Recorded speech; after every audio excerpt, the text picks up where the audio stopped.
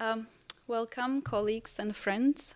I'm delighted to be here and talk about this topic that I usually don't present about. As Thomas said, my research area is children's use of technologies and early literacy, and that is what I usually present on.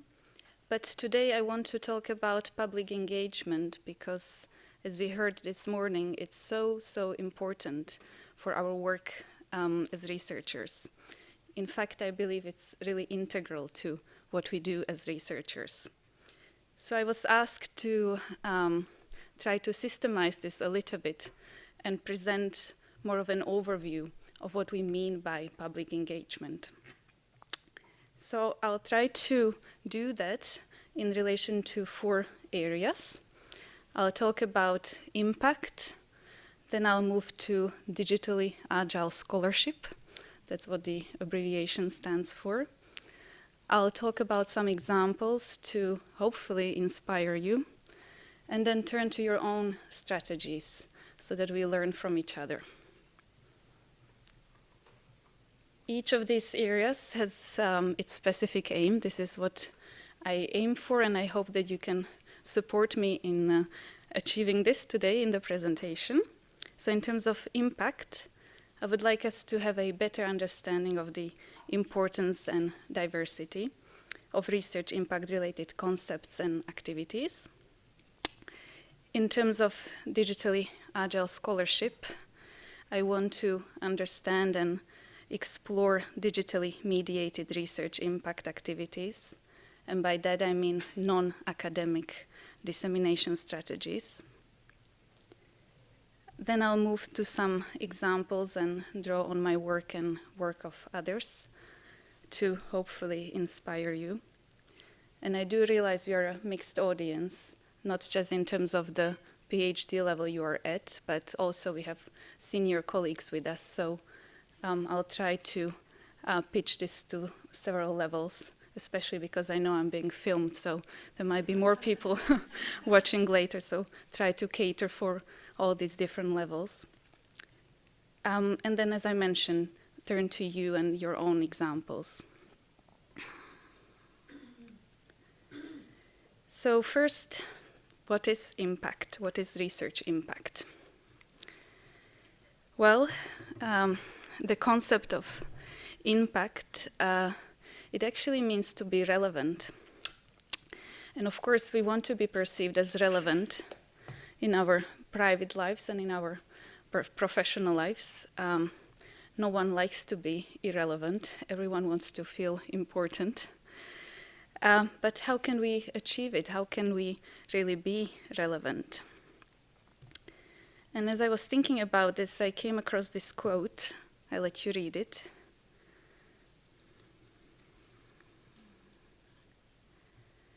I actually had to read it twice to get it.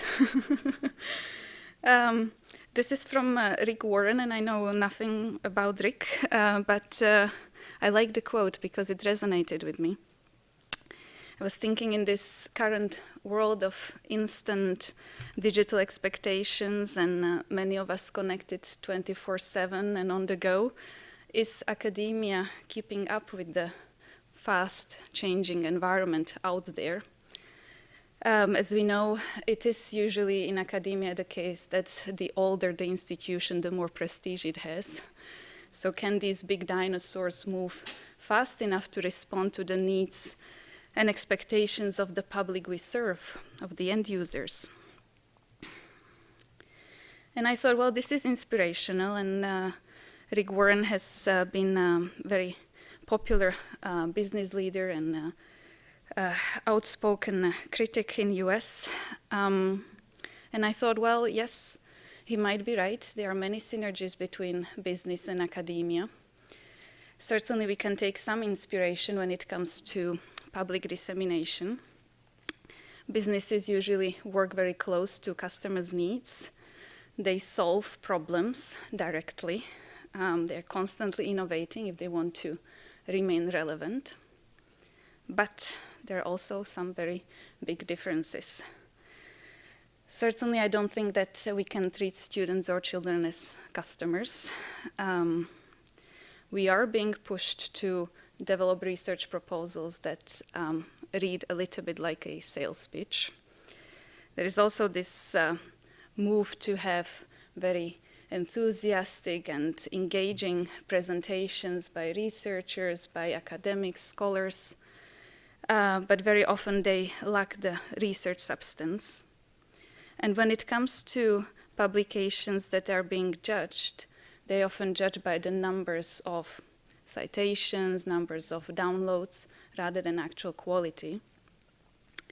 And the other aspect that we need to be aware of as we are thinking about the overall landscape here in terms of impact is that in research we certainly don't hide our sources. We draw on them, we reference all the material that we are using. We want to stand on the shoulders of the giants. And that is the opposite in business, where you directly compete with others and hide the formula behind your product. So yes, there are some ways how we can feel inspired when it comes to impact, but certainly we should not jump on the bandwagon of business speak and discourse in this area. So, scholarly impact, research impact and relevance. If you Google the word, you might get some of these keywords that I came across. So just in this overview, you can see that it actually does involve forums, networks, consultancy projects, prototyping, training. But to define it a little bit more systematically, I am using the definition by ESRC from the UK, who divide impact into 3 areas. You can have instrumental impact, when you're influencing the development of policy or practice. Conceptual impact, when you are contributing to the understanding of society issues and reframing the debates that are happening in society. And you can have capacity building, that is through skills development, so upskilling the workforce that we engage with. You can find this definition and many really interesting publications and materials in relation to research impact on this website, and I included a QR code for those of you who know how to use them. I actually learned this at the conference last week in US, where many presenters use QR codes, so I thought, okay, I'll try it. So you can just point your camera to it and you should be taken to this website. So that is what is impact and what we mean by research impact. And impact can be maximized through effective research translation.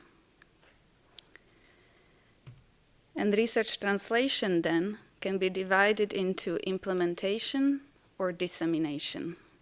And I know that many of you, including myself, are not native speakers, so these are concepts that take some time to sink in. But it's really important we use the correct terms when we are trying to translate them and speak with teachers, parents, people who care about research but who might feel, oh, I didn't know this was part of impact. Or is this dissemination, is this research translation? So implementation is about distributing the research findings to a specific audience, and the process of communicating that enhances the uptake and use of research, that is dissemination. Now, these 2 definitions aim to change people's knowledge, both of them.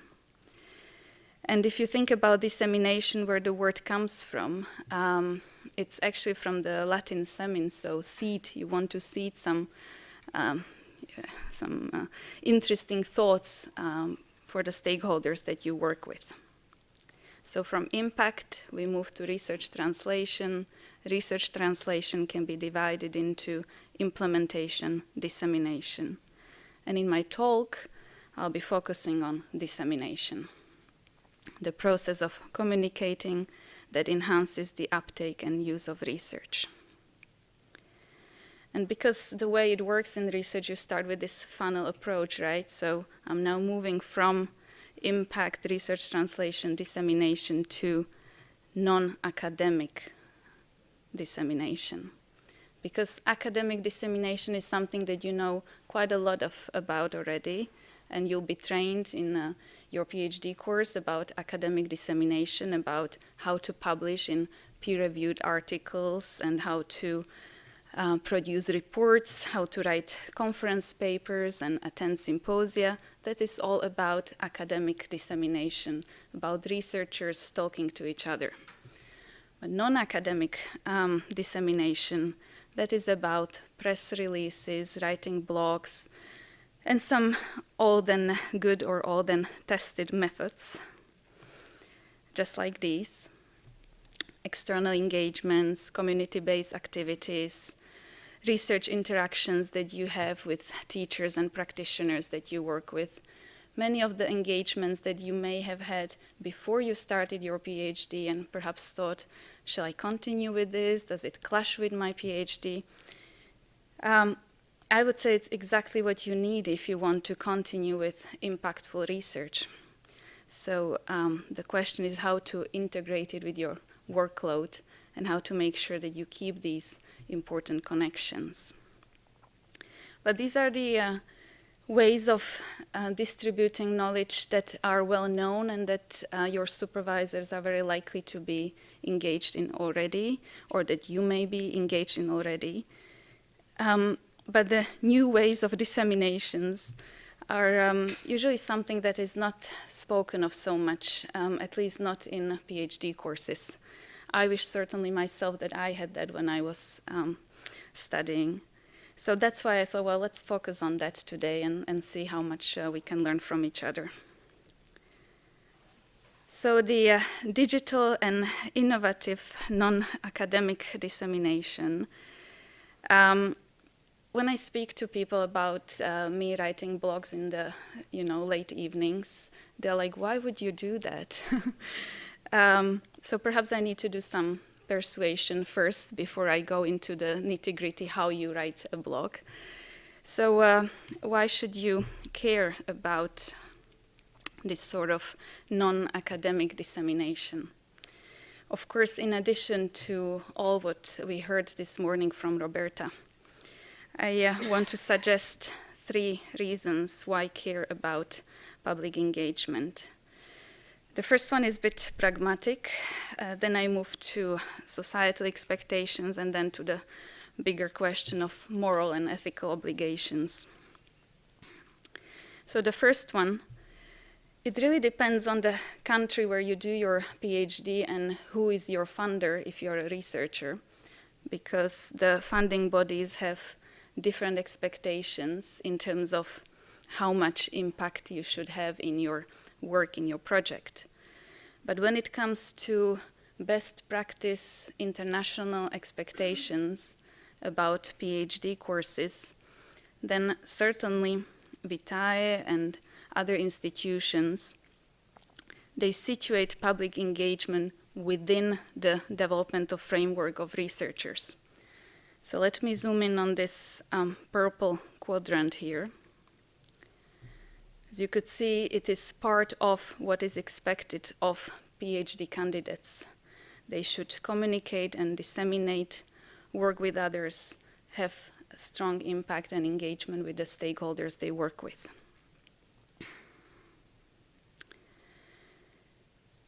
In terms of the societal expectations, well, the society expects you to get something in return because most of research that is done in, at least in Western Europe, or however we describe the countries we come from, is funded through public money. So public expects you to get something back and not to have it behind paywalls or conference doors. They want to hear about the latest research. And that is reflected in the way research is measured in many countries now. So it moved from bibliometrics, which is about references, to altmetrics, which is about your connections online as a researcher. And that could include your connections on LinkedIn, on how many followers you have on Twitter. I'm talking about you as a researcher, not as a private person. How many so-called friends you have on Facebook with your project, how many comments you get on your blog. There are 2 software programs that are being used by funding bodies that look at research applications, Altmetric and Kudos. But I want to remind us that, again, this is also about quality, not just about the quantity of followers, but also what sort of messages you are sending out as a researcher. So it could well be that you have only a few followers, but you are sending out some important updates about what you find out. You link it to other important stakeholders. These are important ways of how you can communicate with people you should be communicating with.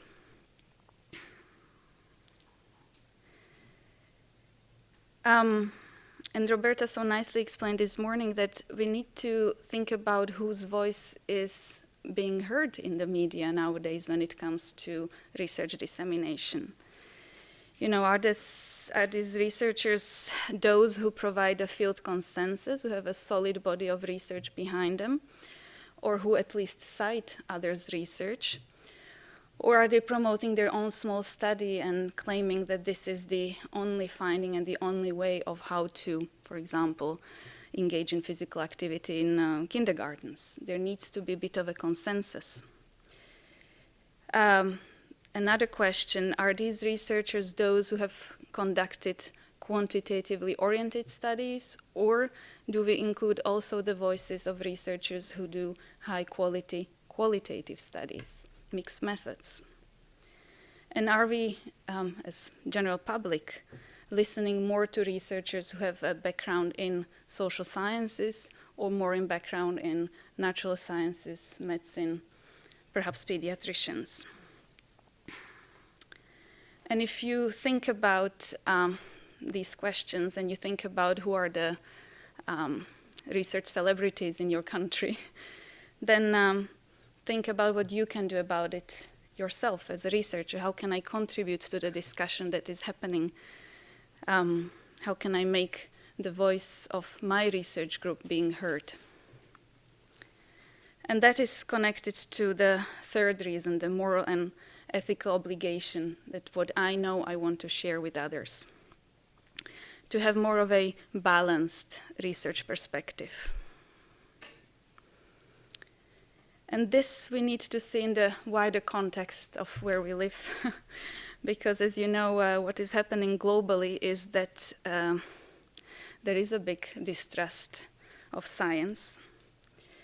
It is reflected in the anti-vaccination movement and the spread of preventable diseases like measles. It is reflected in the denial of climate change. There is distrust of science on a high political level. If you think about what Kellyanne Conway said when she was asked about how many people came to presidential inauguration, I think she said that she has alternative facts to present. And then in the UK, Michael Gove, who was a leader for the Brexit campaign, he said that we no longer need experts when he was asked about how many economists told him that leaving the European Union would be helpful for the EU. So people working on a high political level are denying facts and are denying the reason for having experts included in important political decisions. So perhaps it's not surprising that the general public is denying the importance of science and research. So this book by Michiko Kakutani is a bit of an US or an American perspective of what's happening globally in terms of how we understand science and research in the wider context of democracy and mainstream media. But it is the case that several commentators talk about the 21st century as a century of filter bubbles and fake news. Certainly the journalism isn't very knowledge-based. So it is a big problem globally, and we as researchers, we have prime access to facts. So it's our, I believe, ethical and moral obligation to share these facts and rebalance the debate that's happening. Of course, there are big movements and counter movements to this big problem of fake news, such as open access science, making sure that science is open to everyone. Indeed, this is how research started. It wasn't behind paywalls. Anyone could access research articles, but now there are many journals which charge very high fees for having articles open access. And you would have heard about the Plan S and how that is rapidly changing the publishing landscape. And it can be quite confusing. I know that students I work with and colleagues I work with find it very confusing in terms of how to choose a journal. Shall I go by the fact that it's open access, or shall I go by its impact factor? And it's a very fine balancing act that we need to perform. What I usually advise and what seems to work is that you share the accepted version of your manuscript in your university depository. That's the safest way of making sure that the article is open access, because you still hold the copyrights for it. You can also share it on your personal website or on academia.edu or ResearchGate. You just need to make sure that you check with the journal before you do so. So these are the small things that we can do as individual researchers, that when it comes to the publication stage, we don't just tick off the box that it's been accepted, but we also think about who can actually read my article now. So I listed quite a few reasons why I believe public engagement is very important. And the second and the third one, to increase your citations and increase your visibility as a researcher, you can actually write an article about how you do public engagement in your own context. And there is even a journal for that, and it's called Research for All. I am reviewing for the journal, and I can say that it has some outstanding publications, all of them open access and reporting on how researchers went about engaging with the diverse stakeholders. So whatever the context you work in, think about public engagement also in this sense, that it's something that you can report on and inspire others.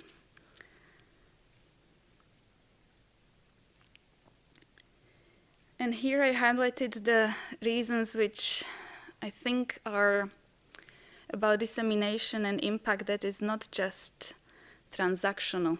And what I mean by that is impactful research doesn't happen as a two-way street. It's not about purely projecting. It should be a transformation that stays longer, where you grow with the stakeholders that you work with. It's about relationships. And of course, this takes time to develop, but it's definitely worth it, because it can not only transform the practice, but it can transcend your work, transcend the time. It stays. And that is the longitudinal impact that's so important. So let's focus on the transformational way of impacting public that we work with. And here I'll offer some examples so that we move from the theoretical overview to some concrete ways of perhaps you can engage in impactful research.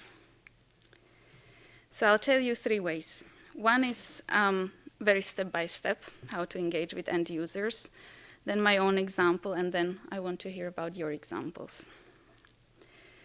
So the first one, it's not the case that you need to be at a specific stage of your research. Today, during the roundtable discussions we had, I felt so inspired by the interesting questions that people around our table brought, but I'm sure that you experienced the same in your discussions. So that you can attract interest and initiate collaborations with the end users, this sort of public engagement happens at early stage. You then move to the mid stage, which is about sharing some results. So that can be the results of your study, perhaps connecting to other studies that have been done in the area so that you achieve some kind of balanced idea that you can present to others.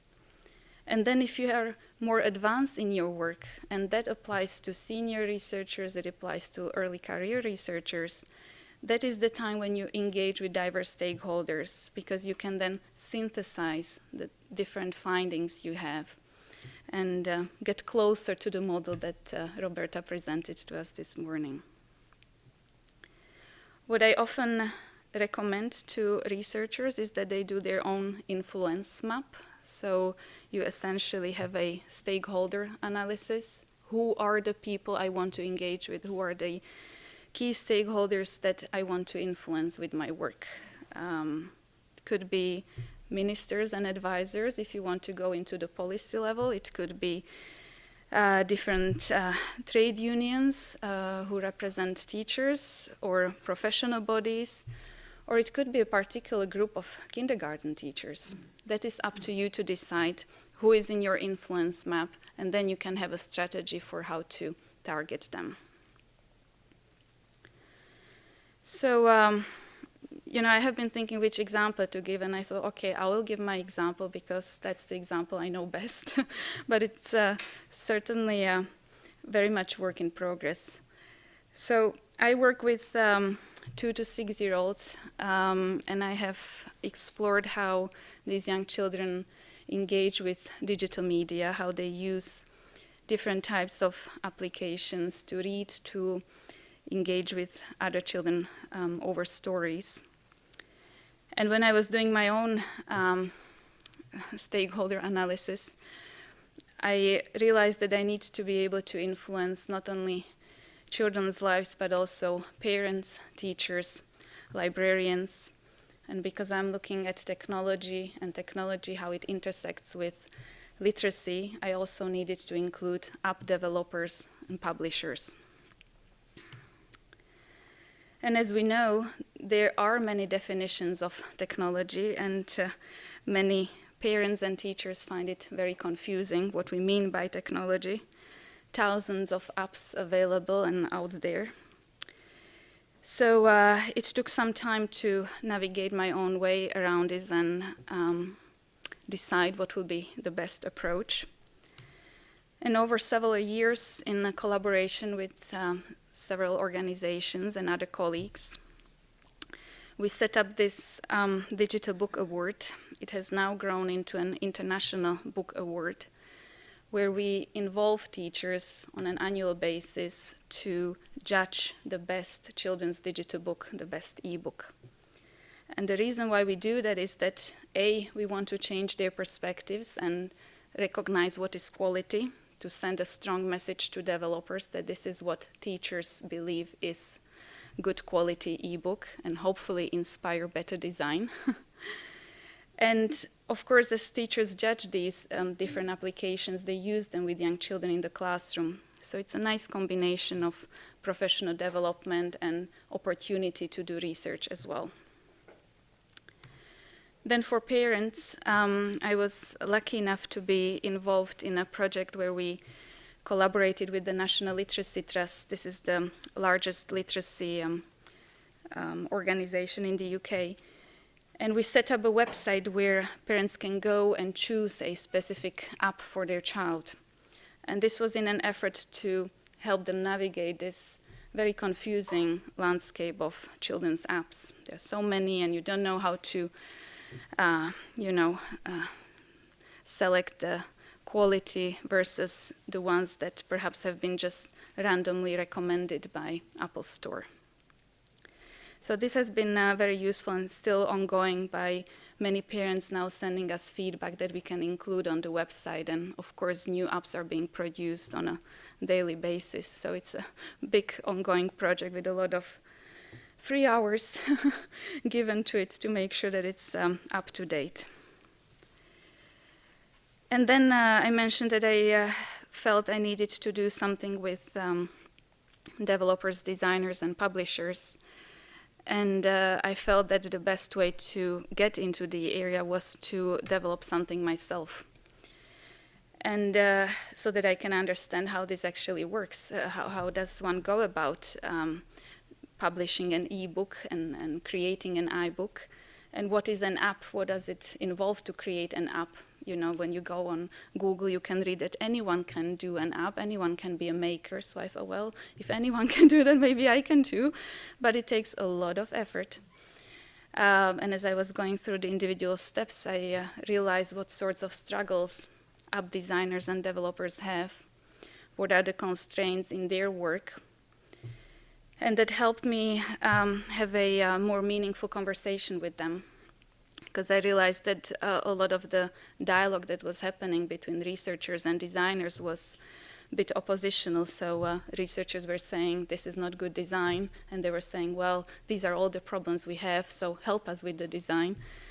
So trying to include developers in the work is a difficult arena, but can be achieved through collaborative projects. And there are dedicated funding streams to innovation.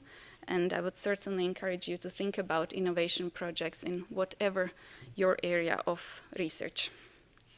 For me, it was an app that helps children to make their own stories, and a book about using iPad outdoors, you know, different ideas that you can come up with and that can be used both in research and in public dissemination. And then lastly, Thomas very kindly mentioned this MOOC that I was involved with. This was produced when I was at the Open University and is still ongoing. It's won an award and is proving to be very popular with general public, so we are very pleased that it has so many participants in the thousands because it's massive.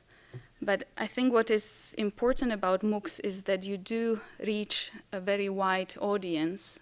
So the benefit of a MOOC is to harness the audience to have a dialogue. So a lot of what we do on that MOOC is to see how people change their perspectives when they start studying with us and then when they finish. So these comments come at the end of the course from some of the students.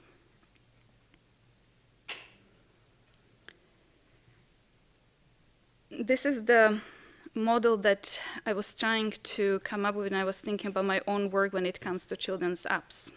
So in the middle you have the app, and then I was thinking about how practitioners, designers, and researchers need to work together and to be aware of these sociocultural, ethical, financial, and political dimensions that are influencing their work. And as I mentioned, you can use public engagement to also generate research publications. And I have been very fortunate that the app that we developed at the Open University grew into a real app that is out there in the world and being used by parents, children, teachers. So that allowed me to do some research at the back of it. But these might be perceived as some perhaps not so creative examples, because when I was thinking about how to tell your research differently, I came across these really wonderful ways of how people nowadays are sharing their work with the general public. So Dance Your PhD is a competition that you can win $1,000 for. And when you go on YouTube, you can see how people choreograph their research.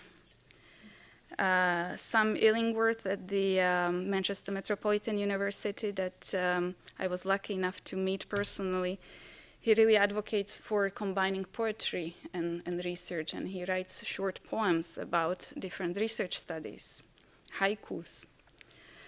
Martin Glynn, who I believe is a professor in criminology at Birmingham.